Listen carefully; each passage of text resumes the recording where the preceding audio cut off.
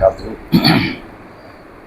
இன்று ஜும்மாவுடைய தினமாக இருப்பதனால் ஒரு துவாவை கற்றுக்கொள்வது என்ற அடிப்படையில் இன்றைய ஒரு துவா என்னவென்றால், நாம் ஒவ்வொரு நாளும் தொழுகையிலே ஓதக்கூடிய அல்ஹம்து சூராவில் இருக்கின்ற ஒரு துவா.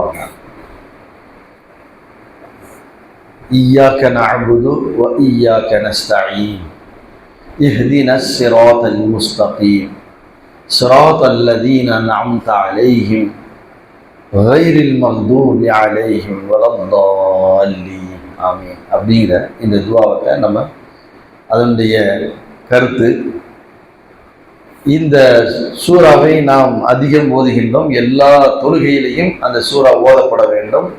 அது ஓதவில்லை என்றால் அது தொழுகையாக ஆகாது என்று நபிகள் ஸல்லல்லாஹு அலைஹி வஸல்லம் அவர்கள் குறிப்பிட்டிருக்கிறார்கள். இப்போ இந்த துவா, இந்த ஒரு சூறாவிற்கு மிகப்பெரிய ஒரு முக்கியத்துவம் கொடுக்கப்பட்டிருக்கின்றது. இதை நாம் ஆரம்பத்திலிருந்து அதனுடைய பொருளை பார்த்தால் அதனுடைய முக்கியத்துவம் நமக்கு விளங்கும். முதல்ல அல்லாஹ்வை புகழ்கின்றோம். அல்ஹம்துலில்லாஹ், எல்லாமே அல்லாஹ்வுக்கு எல்லா புகழும். அவன் கிருபை உள்ளவன், நல்லவர்கள் கெட்டவர்கள் அனைவர்களுக்கும் அருள் பாலிக்கக்கூடியவன். அவன் மறுமை நாளுடைய அதிபதியாக இருக்கின்றான்.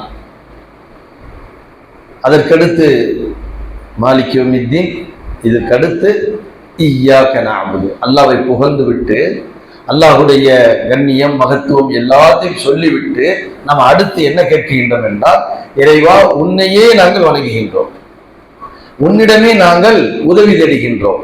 இந்த ரெண்டு விஷயம்தான். இந்த உன்னையே நாங்கள் வணங்குகின்றோம் அப்படிங்கிற பொழுது, வணக்கம் என்பது அல்லாஹ் ஒருவனுக்கு மட்டும்தான் அப்படிங்கிற அந்த கருத்து முதலாக ஷிர்கை அல்லாஹ் ஒழிக்குகின்றான். உங்களுடைய உள்ளத்துல, உங்களுடைய நடைமுறையில், உங்களுடைய பேச்சில எதிலும் எது வந்து விடக்கூடாது, ஷிர்க்குகள் வந்து விடக்கூடாது. உங்களுடைய வார்த்தையில் கூட நீங்க ரொம்ப கவனமாக பயன்படுத்த வேண்டும். சாதாரணமாக நாம் என்ன செய்யணும், வணக்கம் சார் நல்லா இருக்கீங்களா எப்படின்னு கேட்கிறோம். இந்த வார்த்தை இருக்கிற வணக்கம்ங்கிற இந்த வார்த்தை, இது கூட என்ன செய்யக்கூடாது, நம்முடைய நாவிலிருந்து வரக்கூடாது.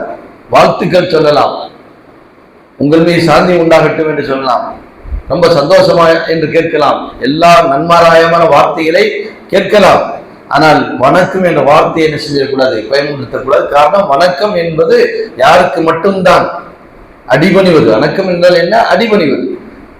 இந்த வணக்கம் என்ற வார்த்தையை நாம் சாதாரணமாக நம்முடைய இதில் சொல்லிக் கொண்டிருக்கின்றோம். ஒரு முஸ்லிம் அல்லாத சகோதரை பார்த்தால் சலாம் சொல்வதற்கு நாம் என்ன செய்கின்றோம், சங்கோச்சப்படுகின்றோம், கூச்சப்படுகின்றோம். சலாம் சொல்லலாமா அப்படின்னு சாதாரண தாராளமாக சொல்லலாம், யாருக்கு வேண்டாலும் சொல்லலாம். முஸ்லிம் அல்லாதவர்கள், அறிந்தவர்கள், அறியாதவர்கள், அதாவது அல்லாஹ்வுடைய தூதர் சொல்லும் பொழுது அறிந்தவர் அறியாதவர் எல்லோருக்கும் சொல்லுங்க. அப்ஷு சலாம், சலாத்தை என்ன செய்யுங்க, பரத்துங்கள். அப்படி சலாத்தை பரத்துவதன் மூலியமா உங்களுக்குள்ள அன்பு ஏற்படும் இருக்காங்க. நம்ம என்ன செஞ்சுக்கிறோம், நமக்குள்ள குரோதம் ஏற்பட்டுரும். அவன் நம்மளை தப்பா நினைச்சுக்கிறேன், அவன் நம்மளை என்ன பாய் நமக்கு சலாம் சொல்றாரு, அதை ஒரு பாயா நினைத்துக் கொள்வார்கள். நாம் சொல்லுகின்றோம். ஆனால் அல்லாஹ்வுடைய தூதர் சொல்கின்றார்கள், என்ன சொல்கின்றார், அப்ஷு சலாம், சலாத்தை பரத்துங்கள். உங்களுக்கு மத்திய என்ன ஏற்படுத்தும், நேசத்தை ஏற்படுத்தும் அப்படிங்கிறார்.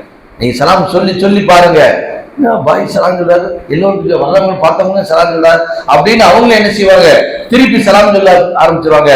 அவங்களுக்கு நம்ம தாராளமா என்ன செய்யலாம், பதிலும் சொல்லலாம். அப்ப நம்முடைய செயல்களாக இருந்தாலும் சரி, நம்முடைய எண்ண ஓட்டங்களாக இருந்தாலும் சரி, நம்முடைய சிந்தனையாக இருந்தாலும் சரி, நம்முடைய வார்த்தைகளாக இருந்தாலும் சரி, அனைத்திலும் சிறுக்கை விட்டு பாதுகாக்க வேண்டியது இய்யாக நஅபுது, இறைவா உன்னையே நாங்கள் வணங்குகின்றோம். அந்த வணக்கத்தில் எந்த கூட்டும் கிடையாது அப்படிங்கிற முதலாவது ஷிர்கை என்ன செய்கின்றோம், ஒழித்து கட்டுகின்றோம். இரண்டாவது இய்யாக நஅபுது வ இய்யாக நஸ்தஈன், உன்னிடத்திலே உதவி தேடுகின்றோம்.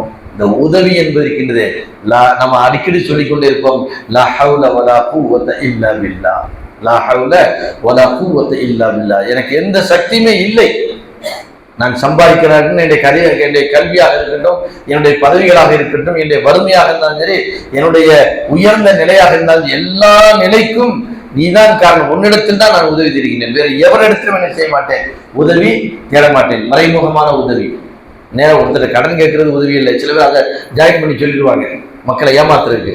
உதவி கேட்கக்கூடாது, உதவி கேட்கணும்னு சொல்றீங்க, அப்போ ஒருத்தர் போய் கடன் கேட்கக்கூடாதா என்று சொல்வார்கள். அதல்ல, அதில் சொல்ல நமக்கு வழிகாட்டி இருக்கின்றார்கள். பல பேர்கிட்ட கடன் வாங்கியிருக்கின்றார்கள், கடன் கொடுத்திருக்கின்றார்கள். கடன் சம்பந்தப்பட்ட வசனங்களை அல்லாஹ் இறக்கி இப்படியெல்லாம் நீங்கள் கடனிலே நடந்து கொள்ள வேண்டும் என்ற வரைமுறையும் நமக்கு இஸ்லாம் வகுத்து தந்திருக்கின்றது. அதனால் ரெண்டையும் போட்டு குழப்பிக் கொள்ளக்கூடாது. நம்ம மறைமுகமாக யார்கிட்ட கேட்போம்? நான் இங்க உட்கார்ந்துக்கிட்டு ஒருத்தர் கேட்கறதாக இருந்தால் யார்கிட்ட கேட்க முடியும்?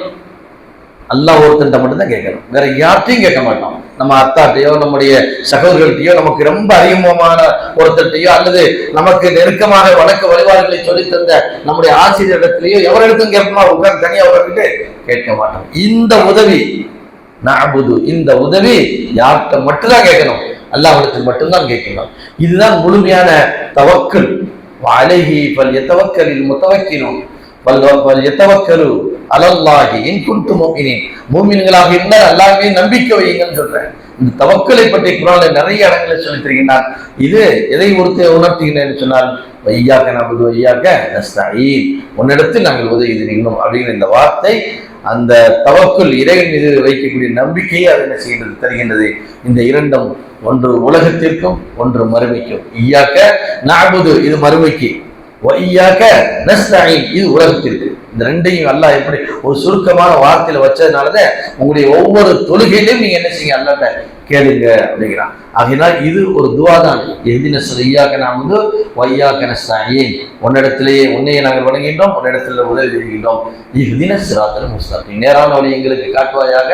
அந்த வழி யாருக்கு நீ இறைவா நீ அருள் புரிந்திருக்கின்றாயோ அவருடைய வழியை எங்களுக்கு என்ன செய்வாயாக காட்டுவாய். நபிமார்கள் வழி, நல்லவர்கள் வழி, ஷுஹதாக்கள், சாலிஹீன்கள், சித்திகீன்கள், இந்த வழியை எங்களுக்கு நீ காட்டுவாயாக. அவரெல்லாம் யாரை மட்டும்தான் வணங்கினார்கள்? அல்லாஹ்வை மட்டும் வணங்கினார்கள், அல்லாஹ்விடத்தில் உதவி தேடினார்கள். எனவே இந்த துவாவை நாம் என்ன செய்யணும்? தொழுகையில மட்டுமல்ல, எல்லா நேரங்களிலையும் இந்த துவாவை நாம் கேட்டுக்கொள்ளலாம். சுப்ஹானக்கல்லாஹ்.